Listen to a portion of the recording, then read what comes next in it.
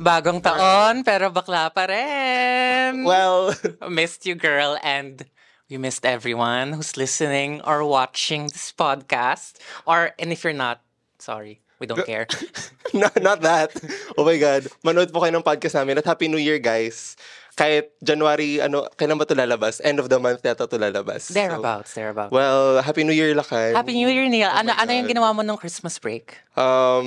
Christmas break muna talaga. Ang layo. Christmas break para sa akin ay oras ng introspection.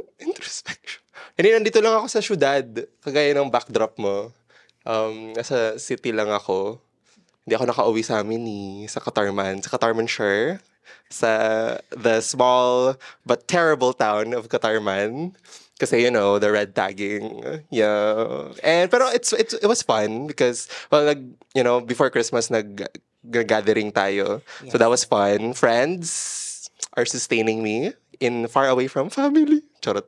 Chusera. So yun. Ikaw, how was Christmas? Christmas was fun. I spent it with, Yes. friends. I spent it with chosen family, biological family, celebrating the 2025th birthday of Jesus. Yes. 2025 years young, but not a day over 2000. She's old.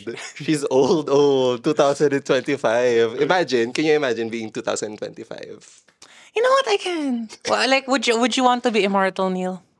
No. My God. Pero immortal, paano immortal? Kasi immortal na hindi, like Age of Adeline immortal. Yes, let's say like eternally young ka. Let's say na parang hindi ka magkaka-twink death. Ganun itsura mo for all time. Would you be immortal? Pwede ka mag-transition at pag-detransition pwede ka in the same mag-transition. lifetime. Girl, yun na tayo goal. Adeline sa unang buhay, tapos parang Abel sa Abel in kabilang another. Abel in another life. Oh my God, immortal. Pero scary kasi kung parang, I don't know, the loneliness. Pero at the same time, cool kasi, makita mo kung paano mag-move forward yung mundo. Pero no, it's a no for me. I would like to it's a die. no for me. There's always in those like deals like with the devil to be immortal, parang palagi merong drawback. Like, what if like biglang the next day magka-nuclear apocalypse and you'll be like si Demi Moore sa dulo ng substance. Yes. Or just a face. Monstro Si Monstro Elisa Su. Hindi ko pa napapanood yun na Substance. Oh my God, sorry, spoilers. Pero pinanood ko yung BTS, The Making. Nasa YouTube. substance yung BTS. Yeah. Kumanta sila ng Boy With Love. Before umakyat si Monster Elisa Su sa dulo, BTS yung nandun. Oh my God. Pero New Year. New Year. New us. We're trying to be better people, I think. So, do you have any New Year's resolutions, girl? Sige. Marami. Ang isang resolution ay para sa show na to, mapirme na ang ating backdrop because kung napapansin nyo, bago po ang ating backdrop. Yan. Pero next episode, magbabago po ulit ito. So, wag po tayong ma-attach. Pero, ano pa ba? Personal, gusto ko pang, I wanna read, magbasa at magsulat more. Gusto mo matutong magbasa? Matutong magbasa at magsulat because, di talaga ako actually marunong. Yeah, Yeah, Lea tuturuan mo Michelle. ako. You're Lea Michelle. Matutong magbasa at magsulat.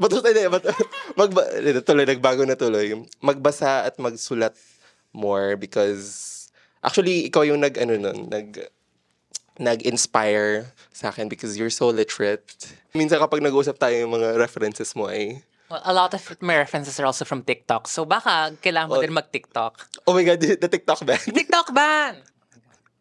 Pero hindi siya na-ban actually. Di ba mga 14 hours siya? 14 It's just like me hours. taking a social media break.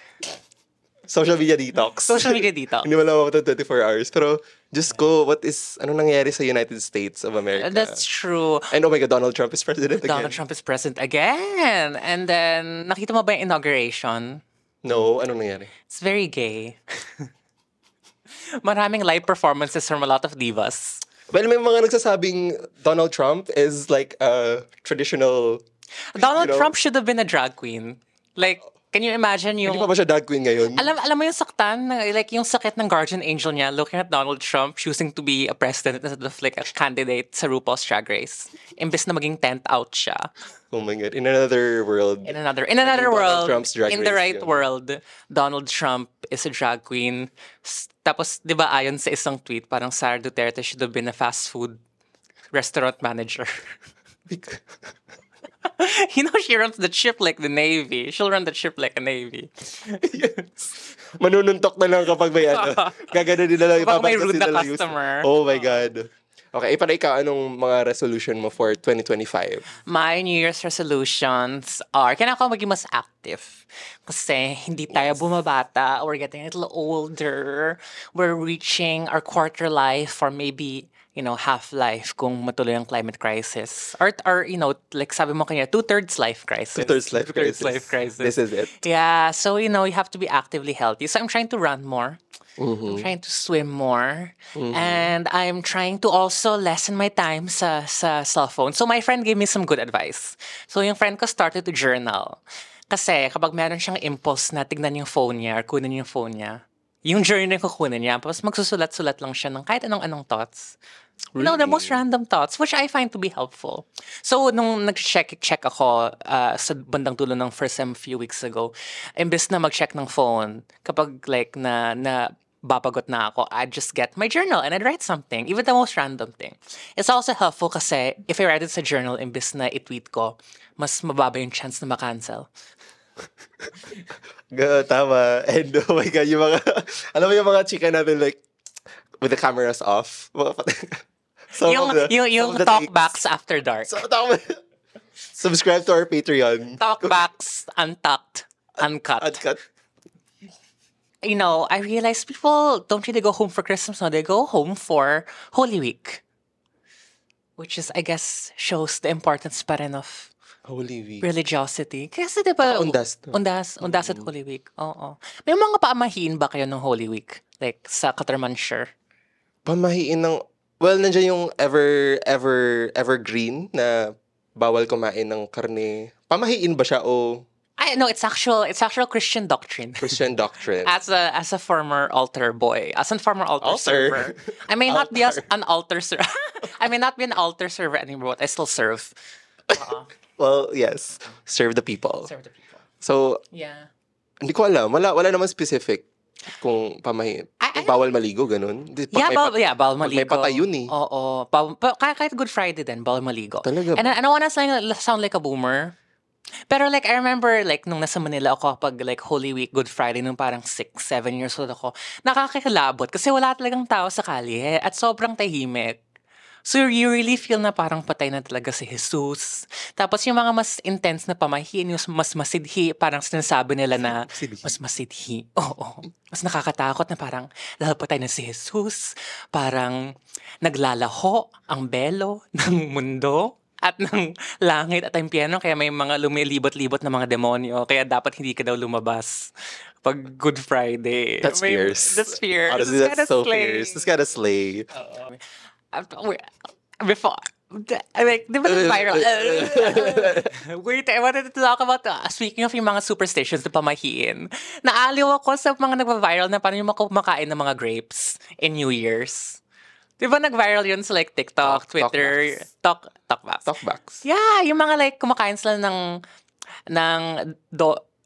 dosenang ubas. Dosenang ubas sa ilalim ng mesa. Hindi umabot sa FYP ko yan. Talaga, okay. And I remember it's an old superstition that you eat 12 grapes to get 12 months of good luck sa New Year. Tapos nag-evolve siya na parang 12 grapes or magka-jowa ka. Tapos for some reason, naging sa ilalim ng mesa. I hear it's not just a Filipino thing, it's a Latino thing. Akala ko si Master Hans yung nagsabi niya. Sino ano? Si Master Hans. Yung Si ano, Master Hans. Zodiac. Yung... Yung nagsa-Zodiac, Chinese Zodiac. Oh my God.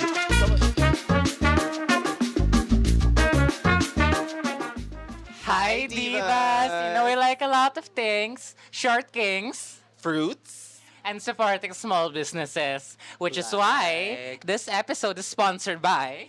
Riot Girl. Otherwise known as Riot Grill. Yes, alam mo lang ang daming binebenta mo sa sarap dito sa Riot Grill. Like ikaw. Well, I'm not for sale, diva. How dare you? Like education, not for sale. Exactly. Pero dito sa Riot Grill, alam niyo kung ano meron. Ito, kita niyo to, a Riot Burger with cheese. Tikman nga natin, Lakan. Okay, sis. Ikaw sa harap, Subo mo ako sa likod. Sige, Okay, sige. okay. Mamaya ikaw sa likod. Subukan na? Subo mo sa akin. So, obviously may cheese siya. Kasi Riot Burger with cheese siya. Di ba? Malaman? malaman. The patty is made from chicken. Chicken patty siya. So, sa mga bawal sa beef, mga bawal sa pork, mga bawal sa fish dyan, ito ang para sa inyo. Kung may allergy kayo sa chicken, magdala na lang kayo ng antihistamine. Ito, unreleased special para lang sa video na to. Special menu nila Lakan. Susubo ko to sa'yo to. Okay. Pasta nila. So, sobrang bago niya. Wala pa siya actually yung pangalan. Pero, abangan nyo sa menu ng Riot Grill. Darating mo na po ang live name ng pasta. So, para siyang aglio e olio. Di ba? Did I pronounce that right to our Italian audiences? Very Pero simple, very delicious. Malinis yung malinis, di ba? May tomato siya, di ba? At every Friday, anong meron to sa Riot Grill? May vegan option ng Riot Grill. Alam naman natin that we prioritize animal safety maliban sa mga barumbadong animal dyan. So, if you love animals, you should go to Riot Grill on Fridays because they have a vegan option. Yeah, Vegan Fridays ang tawag nila. Ngayon, saan ang Riot Grill? Kanina pa kami kain ng kain dito, di nyo alam kung saan yung Riot Grill. Matatagpuan siya sa Masukal Bistro at 45 Matintiman Street, Teachers Village East, kung di ako nagkakamali. Basta malapit sa UP Diliman.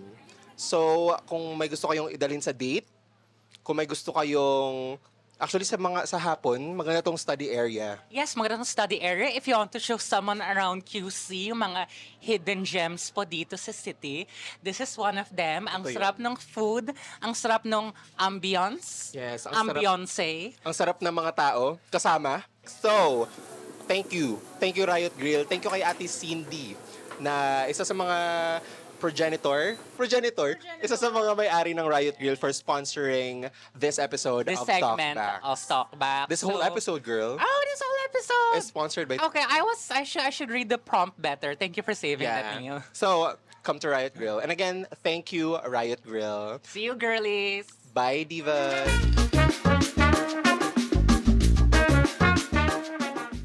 I'm turning 30 this year.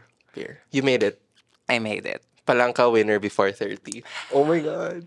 No, like thank you, Neil. But also, ang dami nangyayari. When you're 30, when you're getting old, you realize hindi mo pwede ibali wala ang mundo because you have Girl, to. Yeah, true. because di ba nung bata tayo, yung mga pakialam lang natin kung makauwi tayo in time para makanood ng Toonami sa Cartoon Network. Or Or payagang lumabas para makapaglaro Oo. and everything. Or umabot sa here. Ano yung favorite TV channel mo nung bata ka? Oh, favorite TV channel ko nung bata ako.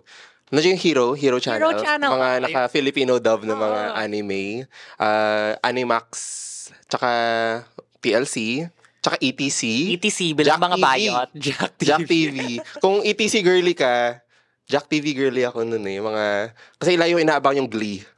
Nasa Glee ba yun? Akala ko sa ETC yung Glee. Nasa Jack TV siya. Sa pagkakaalala ko, Channel 22 yun sa dati naming Diba? tandang-tanda. Parang saya yan lang yung pinag-aabalahan natin sa buhay. Makaabot sa bahay para manood ng Glee. Well, yes. Well, Pero unfortunately, kailangan natin isakasuhan yung mga, for example, work, taxes, yes, exactly. pollution, Taxes. world peace, Education. education, The global capitalist crisis. the trans agenda. The trans agenda. Oh my God, ano pa ba yung mga asikasuhin? Well, January pa lang. Let's also take note kasi New Year, ang dami na nangyayari sa buwan ng January. Let's run down the ceasefire. The ceasefire. Giving, yes. Palestinian resistance fighter. Viva Palestine. Viva Palestine. Viva Palestine. So, talk about your outfit for a second. I met my good friend last night, Omid, and then he gave Si Doc me a- Omid. Si Doc Omid, Yes. yes, come on the pod, Omid. And then he gave me a kefia. And he brought me to a really nice Palestinian restaurant in Manila. It's a really good Palestinian food. Gusto mo yung shoutout? Nakalimutan mo yun. Yes, I'm sorry. I have the memory of a goldfish. It might be COVID. It might be my attention span. It might be a worm eating my brain. It's TikTok. It's TikTok, yeah. But it's a really good Palestinian restaurant in Manila. And then, yeah, this keffiyeh, the keffiyeh, people have been wearing it as a symbol of Palestinian solidarity. And, right now, everyone is welcoming the ceasefire. But of course, diba, bare minimum naman yung ceasefire. Girl, more than 1 year since yung October 7... 400 days. 400 plus days, yes. di ba? And the fact na nagkaroon ng ceasefire means hindi nanalo ang Israel sa plano niyang pag-upos sa Palestinian people in Gaza. So, my God, the resistance, the fight, Kahit my God. sinuportahan ng Yung lahat ng mga Western powers ng girl Israel. specifically and Hindi primarily pa the US. the Oh my God. US, hindi pa nalipol, hindi pa natalo ang Palestinians. Tama. And ano bang sunod ng ceasefire? Kasi stage 1 itong parang immediate na tigil putukan. Which, by the way, kasi ang daming ebos ng sino yung si Netanyahu? Ang Si daming ebos, Netanyahu, oo. parang, basta, ganun, ayaw daw sumunod ng Hamas, ganun, sa mga ceasefire. Which, tapos, di ba, like, prior, January 19, nag-take effect yung ceasefire, di ba? Tapos, nung in-announce na, meron pang parang huling pasabog yung Israel, may mga binomba ulit yung Israel. Ang da- Grabe naman. Tapos pag tinignan mo yung mga itsura ng mga hostages na na-release, yung mga na-release na Israeli hostages, parang ang lulusog, tapos may mga gift bags. Inalagaan. Di ba may gift bags pa sila? Goodie bags. Oo, may goodie bags. Galing sila sa birthday party Oo. na. May mga goodie bags. Tapos sila. yung mga na-release na hostages na Palestinians, grabe yung itsura. Kalunos-lunos. Oo. Parang yung isang na-release, isang Palestinian na parliamentarian, si Khalida Harar. I think yun yung pagka-pronounce. Anyway, grabe, parang isang year lang siya kinulong, pero parang 30 years yung na-age niya.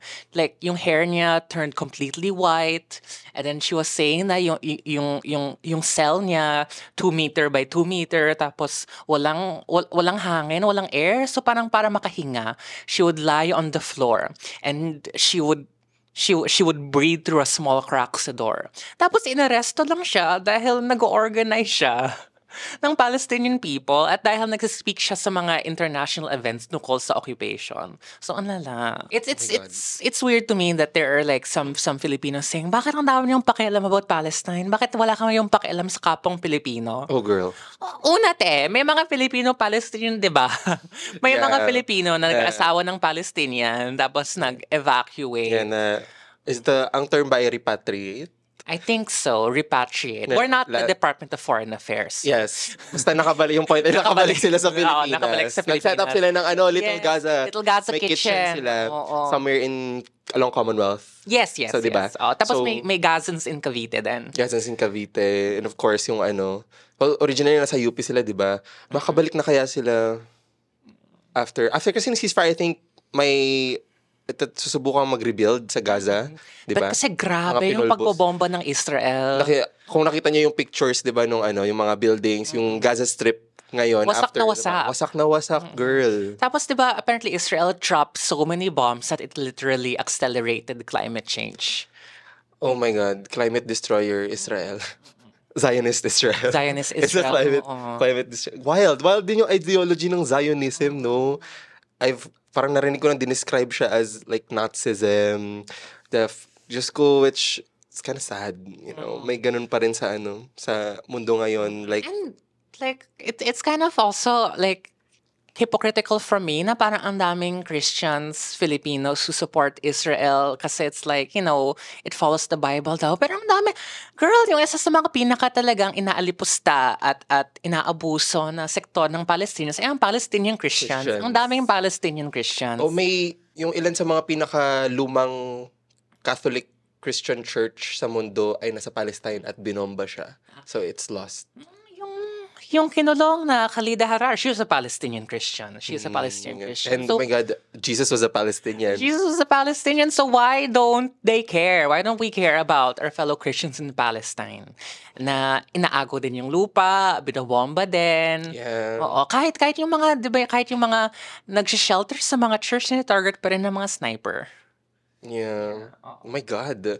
So, siguro isa pang bagay bakit may pakialam yung mga maraming Pilipino sa nangyari sa Palestine because it also malapit siya sa sikmura ng mga Pilipino di ba? Lalo na kasi kung hindi pa nababalitaan sa countrysides ng Pilipinas, may bombings din na nangyayari sa mga farming communities, di ba? Which oh my God, over the past decade, ang dami ng binomba, ang dami ng like minasakar na farmers, pinalabas na mga terrorists daw. So parang personally, that's why I, parang I show solidarity with the Palestinian people because yung experiences at yung nakita kong mga reality sa Pilipinas, nakikita ko yung reality sa Palestine din.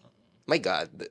My God. So, January. So January pa lang. bare minimum ang ceasefire. Bare minimum Pero ceasefire. dapat makulong si Netanyahu, dapat Yeah. kahit Free Palestine. Free Palestine kahit si Joe Biden, like kung talagang na-a-apply ang international law, dapat ma-hug din 'yon. Dapat din dahil sa International Criminal Court sa pag-abet niya. Tama, di ba? Bakit exempted enable ng niya. US? Oo. Kung ganun. Bakit exempted ng US? Which, we're on the topic ng US. Just kung yung development sa West Philippine Sea. Just so everyone, this is an op-ed show. So, heavily talaga to by two queers. So, pero may bagong development sa West Philippine Sea. May pumasok na aircraft carrier, USS Vinson something. I forget the name. Pero may pumasok na aircraft carrier sa like with fighter jets and all. Siguro yung unang question na pumasok ko doon is where is the clamor? Kung ayaw natin halimbawa ng foreign interference. Pumasok. Ang panghihimasok ng sa sovereign waters. Nandyan na yung isang my God, malakihang aircraft carrier na may capacity na magdala ng jet na may mga nuclear arsenal sa teritoryo natin mismo. So parang ayaw natin either sa Chinese interference sa sovereign waters natin, 'di ba? So parang nasaan yung energy na yun kapag nandiyan na yung talamak na warships ng US. At ngayon na si Trump ang presidente, parang balak niya i-escalate ang notoriously aggression anti-China Trump. Laban sa China. Yung pagban ng TikTok, for example. I meant like, saglit lang yung pagban ng TikTok. 14 hours. Parang isang tulog ko. well, yes. Sleeping Beauty. Tsaka yung, di naman realistic yung ban sa TikTok. Kasi parang, it's a propaganda tool din naman para sa mga US politicians. Oo. Tapos diba yung placement ng TikTok, yung Red Note, parang mas Chinese pa. Oh my God, alam mo yung may ban na sa TikTok, tapos dinumog ng mga Amerikano yung Red Note. Tapos yung nakikita ko ngayon sa parang naging, ang babastos daw ng mga Amerikano sa Red Note. Parang, oh my God. Sa mga comment section ng mga poging Chinese, mga lalaki. Parang, tapos kapag magkagera ang US o China, dapat walang maiipit ang Pilipinas sa gitna. Kasi yan palagi nangyayari kapag may gera sa mga malalaking puwersa. Sa World War II, for example. World War II, Manila was the second most bombed city in the world after Warsaw. By Japan and by US. Oo. At saka Cold War. Di ba nung ginera ng US yung Vietnam, obligado yung Pilipinas, si Marcos Sr. noon, na magpadala ng Filipino troop sa Vietnam. So imagine niyo kung pasok ng pasok yung US dito sa South China Sea, sa Asia Pacific region, malamang matithreaten talaga yung China. Di ba sabi nga ni Vincent Bevins, ang author ng Jakarta Method, ang Cold War sa Third World, it wasn't cold because marami talagang pinatay, marami talagang tinarget dahil siya nakipagbakbakan yung mga superpower nung time na yon dahil ayaw ng US na mapailalim sa communist influence ng mga bansa tulad ng Pilipinas, tulad ng Indonesia, kaya ang dami niyang na-sponsor na mga gobyerno tulad ng Marcos dictatorship or mga paramilitary para sugpuin yung mga, hindi lang mga komunista, pero lahat ng mga critics, lahat ng mga kritiko sa mga rehimen na to. Oh my God, parang ngayon din yata yan, no? Parang hindi natapos yan. Kahit parang sino ngayon tinatawag na lang communist. Tapos pag tinawag ka communist, automatic terrorist ka na. Tapos kapag terrorist ka na, anong gagawin sa'yo? Papakulong, papatayin. My God. So scary.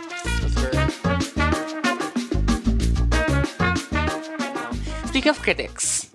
Critics. Yung isa sa mga talagang pinakamalakas na critics against Marcos. Not just Sara Duterte, pero against Ferdinand Marcos Jr. I see Teacher Franz Castro, ang tanging representante ng ACT Teachers Party List, which is the only accredited and the rightfully accredited teachers union sa Pilipinas. At medyo nawiwindang ako sa demolition job against her. Grabe yung mga troll comments na parang kahit isang interview niya sa ABS-CBN, parang thousands of people trolling her and commenting like the worst bullshit. Ano ba sinasabi? Can you give an example? Na parang mental patient siya. Well, firstly, what's wrong with being a mental patient? I think we've all been there. Secondly, parang ano yung mali yung ginawa niya? Parang they call her a criminal dahil sa trumped up charges against her. Oo, Ayun sa dahil Talaingod. sa talaga na binantang siya na nanggidnap Yeah, ng mga child bata, trafficking, child gano'n. trafficking, kahit nandun siya para sa isang solidarity mission. Rescue mission. Rescue mission, oo. Oh my God. So, Tapos, di ba, parang sinasabi ng mga tao, wala namang chance manalo yung mga tulad ni Franz Castro or yung mga walang chance manalo sina Arlene Brosas dahil wala silang makinarya. Pero kapag wala talagang chance siyang manalo, bakit parang ang lakas ng demolition job laban sa kanya? oo nga, di ba? Parang weird. Okay, so nasabi mo na walang chance manalo, but sinispend pa yung energy na to at yung money. Ginagasta pa rin. Ginagasta. Speaking of makinarya and mga tamatakbong politician, nakita mo na yung ginastos nila Camille Alala, Villar at tapos si hindi Amy pa official Marcos. campaign season. Hindi pa, over 1 billion pesos. Ito yung naisip ko kasi parang kung notoriously yung parang government job, it doesn't pay millions, not billions, di ba? Basta na billion. So parang, Di ba yung sweldo ng isang senador, naalala ko to, 293,000 pesos per Per month. month. Yes, Which diba? is like, for us, that's some good shit. Tapos let's say may 13th month pay yon. So, let's say, that's like 3 point, that's mga, correct me if I'm wrong, audience, because I'm an English teacher, not a math teacher. So, 12 months, that's around 3.6 million. Pag may 13th month, that's 3.9 million. I mean, that's great. Like, ilang... taxes ka pa do. May taxes ka do. SSS. So, parang ilang million sa Siakaw na pwede mong bilhin sa 3.9 million. A lot of meals sa Siakaw. Parang... Yes. I love Siakaw. I love that. Siakaw. Parang ilang gabi sa Sogo ang pwede mo magastos dyan. Bakit sa Sogot eh? They're so clean, girl. They're so professional and they're so clean. I truly love Sogo. Sorry. Us trying to get sponsorships. Mentioning brands. Not this. Not this. My God. All right. Okay, so tama. anyway, that's a lot for an Yeah. ordinary person. Pero grabe, parang how many years will you have to be a senator to recoup that 1 billion? Do you know that there's this like mental exercise that some economists do to show the difference between a million and a billion? So, diba, for a lot of people think na parang, ay, kapag millionaire ka, the next step is to be a billionaire.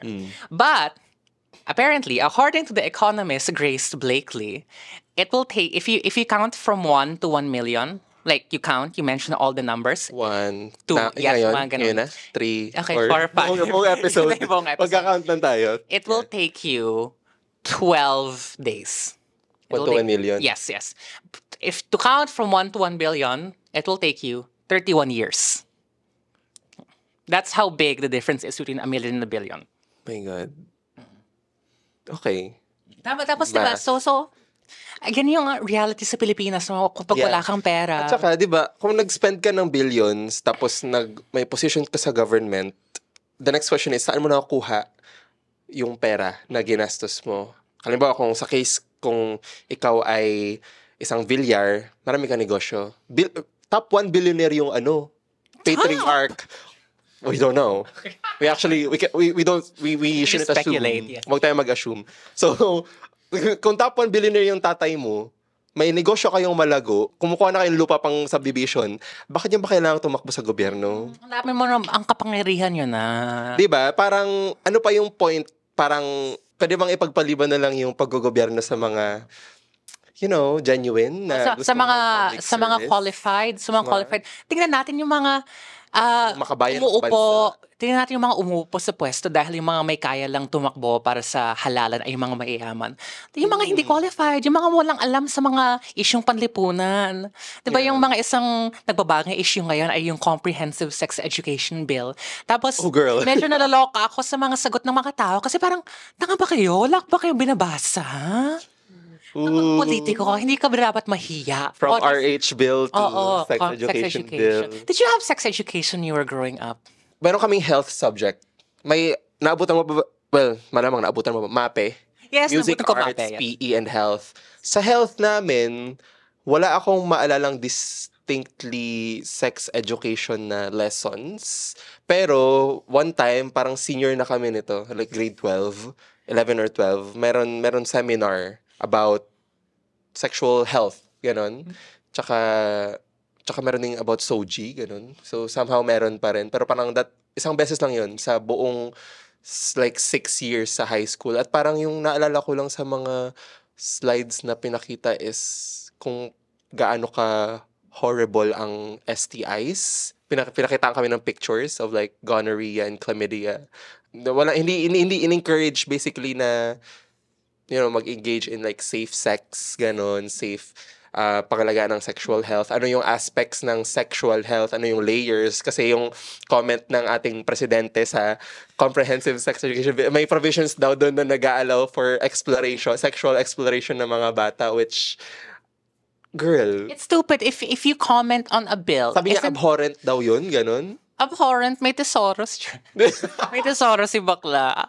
Tapos parang hindi ba dapat bare minimum na kapag maka-comment ka tungkol sa bill, dapat muna nabasahin mo. Kasi ang dami naka-comment na parang meron daw exploration, meron daw masturbation, na if tignan mo yung contents ng bill, wala doon binabanggit. Yeah, parang, just ko, may agendang pinupush, di ba? Pero at the same time, ito yung mga bagay na realidad, di ba? Nangyayari siya. Ang taas ng teenage pregnancy rate sa Pilipinas. Yeah. Isa tayo sa mundo sa mga bansa na tumataas pa rin yung HIV acquisition rates kasi hindi talaga laganap ang kaalaman tungkol sa safe sex. May stigma pa rin. Diba May stigma pa. Like yung binagat mo na parang tinatakot-takot tayo sa mga picture ng STD. Una sa lahat, wala namang stigma ang pagka-infect sa STD. It's just siyang disease, like any other disease. Hindi yan isang... At may treatment siya. Hindi siya sign na parang masama ang tao o balahura ang tao. Sakit lang siya, like any other sickness. Kaya I think na minsan hindi natutugunan ng maayos dahil nahihiya ang tao magpa-test. Nahihiya ang tao pumunta sa doktor. Na dapat hindi mahiya. Kasi kapag hindi ka nang pa-test, baka ma-spread mo din sa iba. Yeah. At going back sa parang exploration sa gender identity, sa sexual orientation, natural din siya, 'di ba? Lumaki tayong parang walang roadmap, parang nangangapalan tayo sa dilim in terms of our sexuality and gender identity, 'di ba? Kung iisipin, in the long run, beneficial siya para sa future generation na parang solid ka, alam mo kung sino ka, alam mo kung ano yung gusto mo sa mga pagdating sa mga bagay na 'yan, at hindi ka parang hindi ka parang insecure pagdating sa sarili mo. At kahit din naman walang sex education, malalaman yun ng bata. Like nung 8 years old ako, tapos sa kotse, tapos naglalakbay kami sa EDSA at may billboard ng bench body. Parang isa sa mga unang awakening ko. Kita nyo? Kaya kailangan natin ng sex education. Kasi at least may proper guidance. Yung bata. Yeah. I remember din kasi nung parang yung sex education ko lang, parang nag-aalala yung mga adults sa buhay ko na baka meron ako mabuntis na babae. So ako parang bakla, hindi na mangyayari. Hindi ako makakabuntis. Baka mabuntis, pero hindi makakabuntis. Baka ikaw yung mabuntis. Oh my God.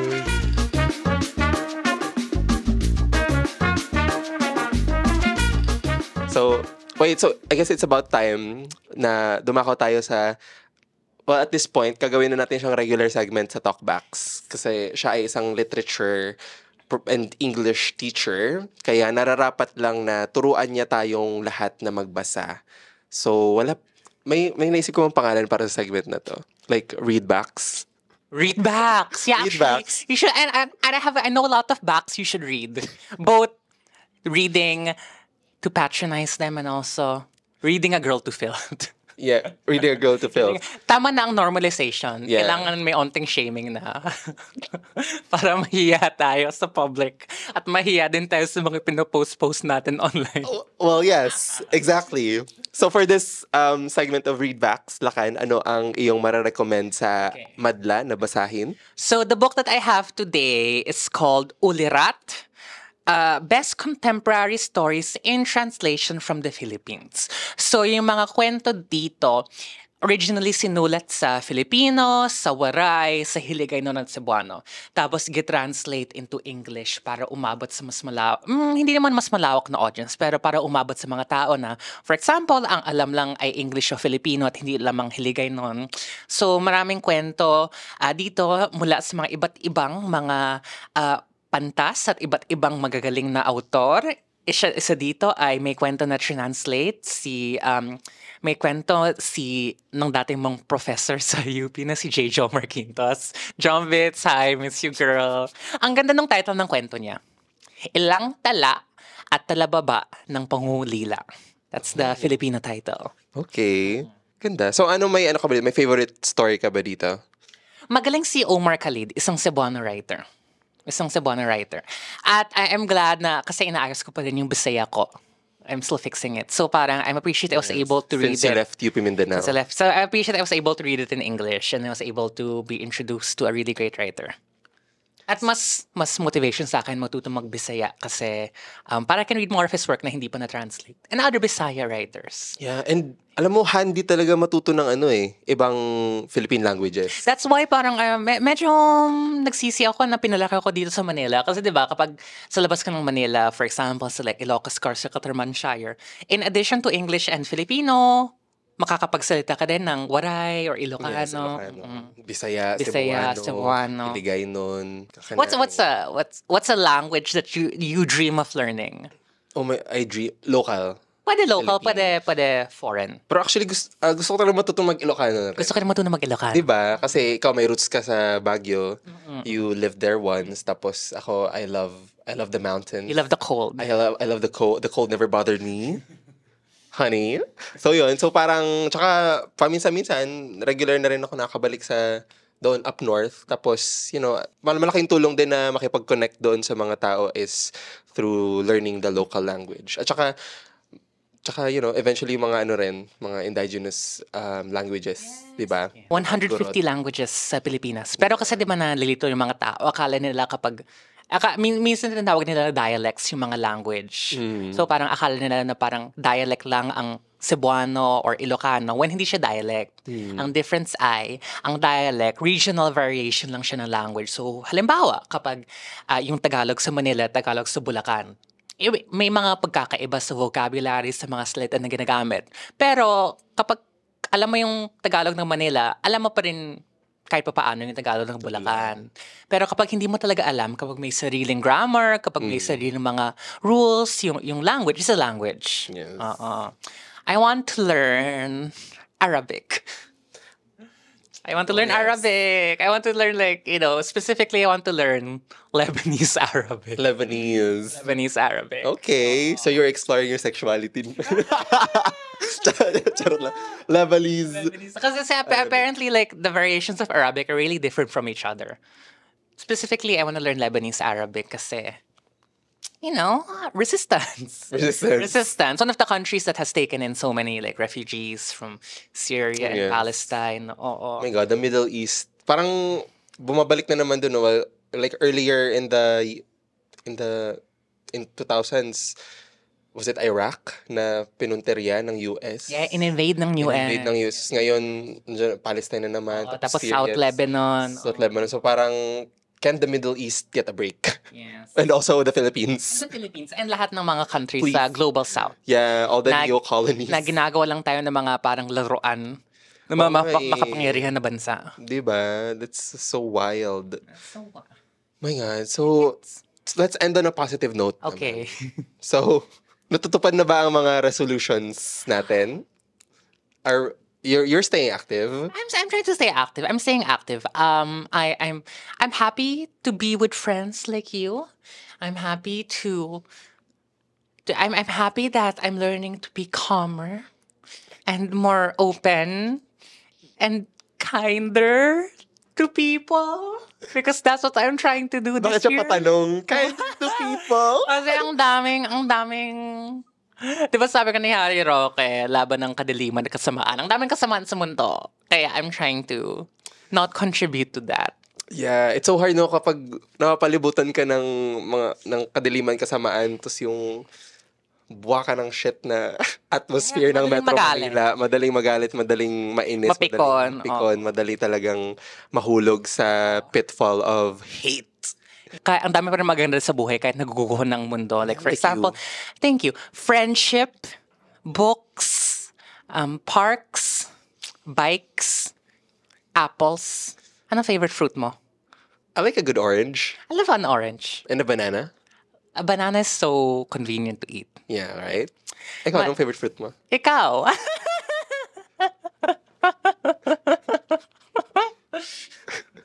Kasalanan ko yun, hindi ko nakita. para, Girl, medyo. nakita ko siya parang a mile away, pero hindi ko pa rin siya sige. So, thank you for tuning in. Siyempre, isa sa mga pinakamagandang bagay sa balat ng internet nyo na yung show na to, di ba, Lakan? So, what should the children do? Like, share, subscribe to Alter Media. That's Alter Media. Huwag niyo po kalimutan na ang media. Magkadugtong po sila. Alter, walang space, media, MIDYA. And once you've subscribed, click the notification bell. Also, leave a comment, what should we talk about next? Sinong gusto niyo makita sa podcast, di ba? What book should we review? Review! We're Or trying to recommend. read more, diba? I'm trying to read more. You've I'm always... also trying to read You've more. Yeah. stayed reading more. No, yeah. Ganon, di ba? Or for example, if you want to do activities, sure. Mag-banana eating contest tayo dito. Who knows? Within the realm of our resources. Wag tayo mga ako ng parang ganyan. Sige na. Bye-bye until the next episode. Until the next talk back. See you back. Bye. Bye.